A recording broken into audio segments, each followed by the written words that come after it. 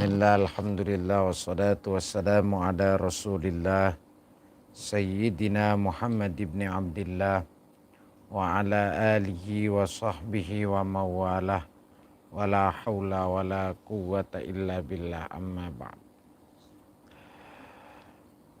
Pada kesempatan ini saya akan menjelaskan tentang masalah mengqashar sholat. Arti mengqashar itu berarti meringkas sholat, karena ada satu rukhsah kemurahan Allah. Ini adalah orang-orang yang dalam perjalanan itu boleh diantaranya mengqashar sholat. Nanti dalam sholat itu ada istilah jama'. Jama' itu menggabungkan. Ada istilah qashar. Qashar itu meringkas.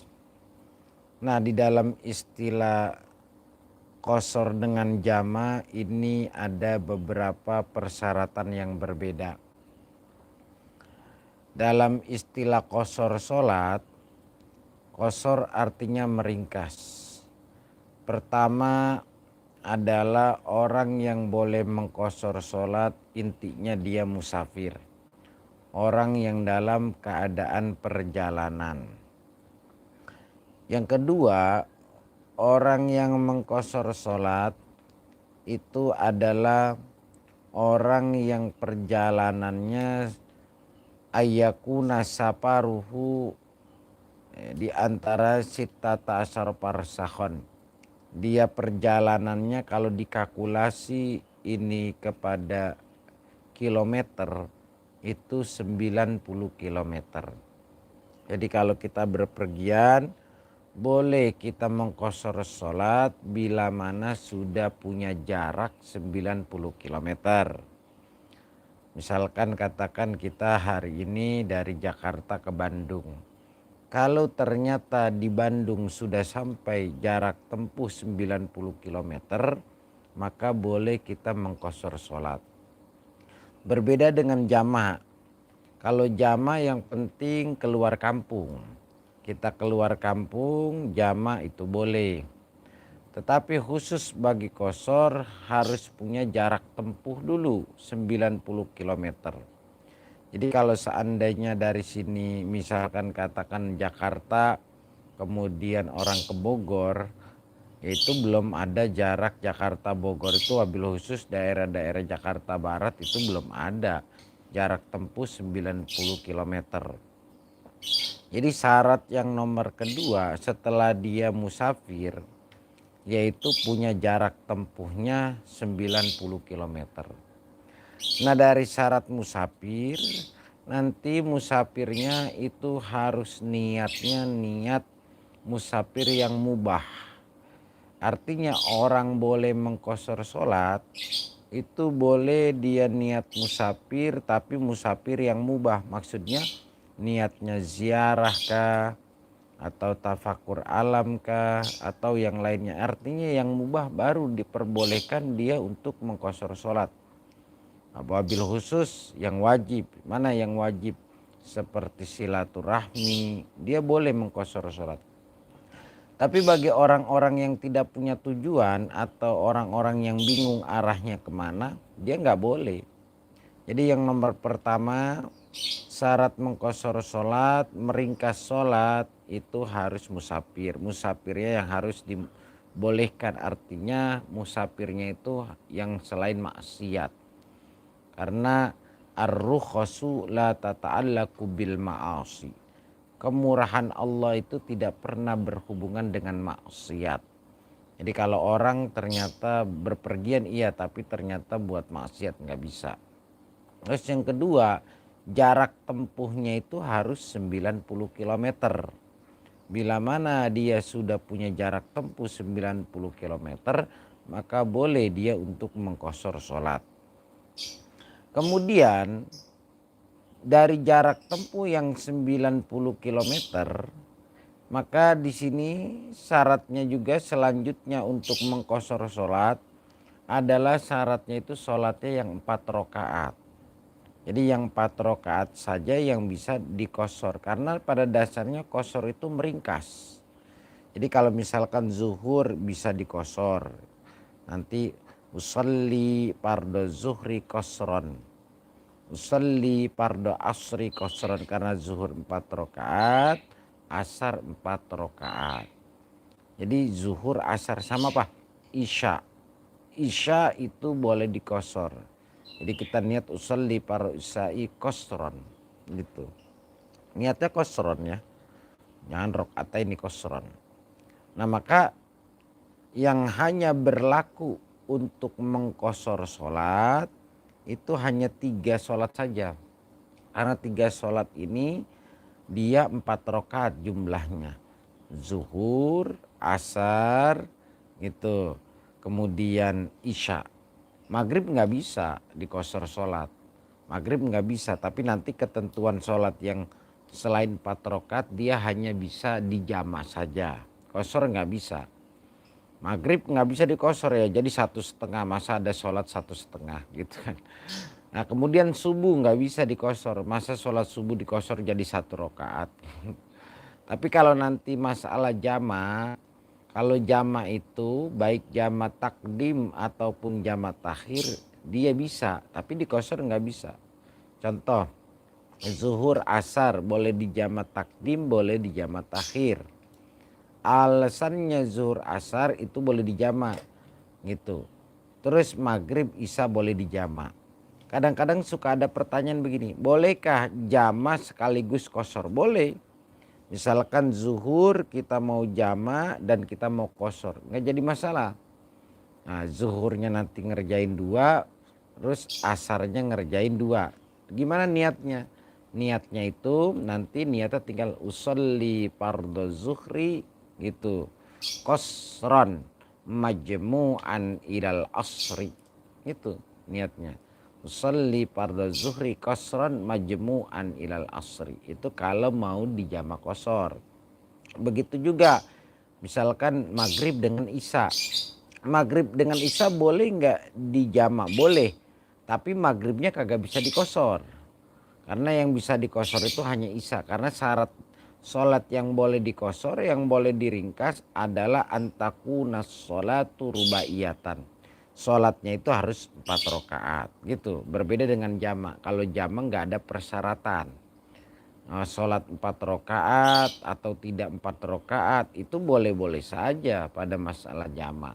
Tapi pada masalah kosor itu tidak boleh. Dia hanya sholat yang 4 rakaat saja. Maka kalau masalah jama itu tidak ada jarak tempuh harus 90 kilometer. Jadi orang kalau keluar kampung dia boleh untuk jama takdim atau dia boleh untuk jama takhir. Tapi untuk kosor sholat dia tidak boleh. Jadi perhatiin. Jadi ketika kita mau kosor sholat, meringkas sholat, maka harus punya jarak tempuhnya dulu, perjalanannya harus menempuh 90 kilometer baru bisa dikosor. Tapi kalau tidak menempuh jarak 90 kilometer, hanya sebatas keluar kampung, itu hanya bisa jamak, tetapi kosor tidak bisa. Yang kedua, di antara sholatnya hanya yang bisa 4 rakaat. Selain 4 rakaat nggak bisa, karena kosor itu dasarnya meringkas. Kemudian selanjutnya adalah di antara syarat-syarat orang mengkosor sholat ayyakuna muaddiyan li sholatir rubaiyah. Itu adalah sholatnya itu yang bangsa 4 rakaat. Teman-teman nanti mohon maaf, assalamualaikum waalaikumsalam, nanti yang mau bertanya tentang masalah jama, sholat jama atau kosor nanti silakan. Silakan di sini saya kasih momen pertanyaan. Ini udah lama saya nggak nge-live karena terhalang lebaran. Wabil khusus pada hari ini saya mengucapkan minal aizin wal faizin kepada teman-teman di YouTube yang hari ini nonton YouTube saya. Mohon maaf bila mana banyak kesalahan dan kehilapan. Nanti teman-teman yang mau bertanya tentang masalah sholat kosor, sholat jama, apakah jama takdim ataukah jama takhir, silakan. Jadi gini, apa hukumnya pacar? Ya pasti istilah kalau pacaran ya kita melihat dulu. Kalau memang ini nanti mohon maaf nanti ini saya akan balas tentang masalah setelah saya menerangkan sholat dulu ya. Karena di sini temanya nanti ada tema tersendiri lah. Ya usahakan tema-temanya tentang masalah sholat saja. Jadi karena hari ini Cianjur hadir, alhamdulillah. Yang di Cianjur ahlan wa sahlan. Tolong temanya untuk sholat dulu hari ini, wabil khusus sholat qashar jamak gitu. Ya jadi karena saya pengen satu khusus materi tema ini. Saya akan ngejelasin kemudian. Jadi gini, jadi sholat qashar tadi hanya bisa untuk sholat yang 4 rakaat. Kemudian sholat qashar ini niatnya ketika takbiratul ihram. Jadi sekali lagi nanti perlu kita bedakan, ada sholat jamak, jamak terbagi dua, ada jamak takdim, ada jamak takhir. Kalau jamak takdim artinya sholat yang nomor kedua ditarik kepada sholat yang nomor kedua. Ada lagi jamak takhir. Jamak takhir itu sholat pertama ditarik kepada waktu sholat kedua. Nanti lagi ada namanya sholat qashar. Sholat qashar itu adalah sholat yang ternyata dia itu diringkas. Tapi syaratnya yang 4 rakaat saja. Ini ada pertanyaan. Niat sholat jamak qashar takdim gimana? Oh niatnya. Udah. Jadi niatnya misalkan saya contohkan gini. Misalkan katakan kita mau ke Bandung atau Cianjur nih Muhammad Abdul. Saya dari Jakarta mau ke Cianjur. Begitu saya sampai Cianjur, saya belum sampai kepada tempat itu. Nanti saya cari masjid, saya niat. Saya katakan dari Jakarta itu berangkat umpamanya jam 11. Ternyata ketika saya sudah di puncak, tuh saya lewat puncak ya biasa sekalian rekreasi. Saya lewat puncak, di puncak sudah punya jarak 90 km. Kemudian karena saya belum sholat zuhur, maka saya punya niat bahwa sholat asar saya mau tarik. Sekali lagi, sholat asar saya mau tarik ke zuhur, berarti namanya jamak takdim. Bagaimana niatnya? Niatnya ini niatnya. Nawaitu gitu. Kalau niatnya nanti kalau misalkan dia hanya di takbiratul ihram. Jadi kita niatnya mohon maaf. Niatnya usolli fardhu zuhri qasran majmu'an ilal asri gitu. Jadi niatnya usolli fardhu zuhri qasran majmu'an ilal asri. Lagi usolli fardhu zuhri qasran majmu'an ilal asri fardolillahi ta'ala. Kalau kita mau jadi imam ya imam. Usolli fardhu zuhri qasran majmu'an ilal asri gitu. Adaan imaman gitu. Fardolillahi ta'ala. Nah ketika itu kita sholat zuhur dulu 2 rakaat. Setelah itu assalamualaikum. Kemudian kita kerjakan sholat asar. Asar gimana niatnya? Udah usolli fardhu asri qasran. Kita enggak perlu rakaat ini karena qasar itu berarti meringkas. Usolli fardhu asri qasran gitu. Udah adaan ma'muman lillahi ta'ala atau pardon lillahi ta'ala, adaan ma'muman lillahi ta'ala gitu. Itu niatnya ya. Jadi itu niatnya. Kemudian di sini ada pertanyaan sholat jamak itu apa Ustaz? Jadi sholat jamak itu adalah sholat, arti jamak itu menggabungkan. Ya, jamak itu menggabungkan, maksudnya menggabungkan adalah sholat itu digabungkan. Contoh asar dengan zuhur digabungkan pada waktu yang sama, itu namanya sholat jamak.